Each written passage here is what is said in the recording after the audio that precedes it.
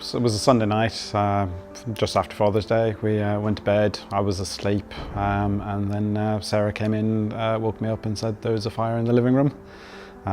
So still half asleep, I just ran in, picked up James, and we just ran out of the house.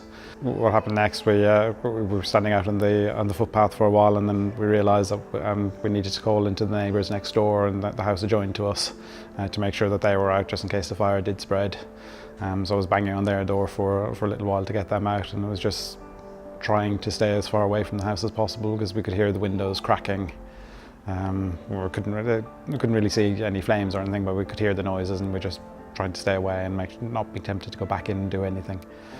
I suppose the full extent we didn't realise until afterwards, so a couple of days later when we went back into the house, because we realised the lounge was affected, which is where the fire was, but we didn't realise the extent of smoke damage until some time afterwards, and that was a very hard time when we kind of saw that every room in the house had got quite heavy smoke damage. That was quite a big moment for us really when we realised that.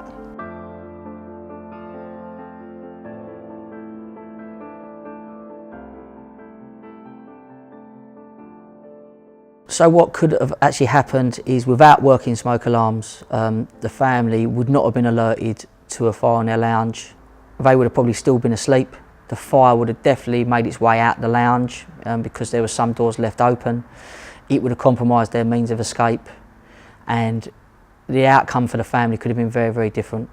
You feel very grateful that we've survived and that our son is okay, but also a lot of, well, pretty much all our property has been destroyed, and it's things that you can't replace, like photos and things that have memories, which is the hardest. It was somewhat of a relief that there was nothing that we did that actually caused the fire, or nothing that we could have done that would have stopped it. It just happened, it was an accident. It's the what ifs that sort of you keep thinking about. What if we didn't wake up? What if we didn't have a smoke alarm? What if we didn't get out? And it's those that just leave me with a sense of relief. Everything in the house are just things. We've got the family, and that's the important thing.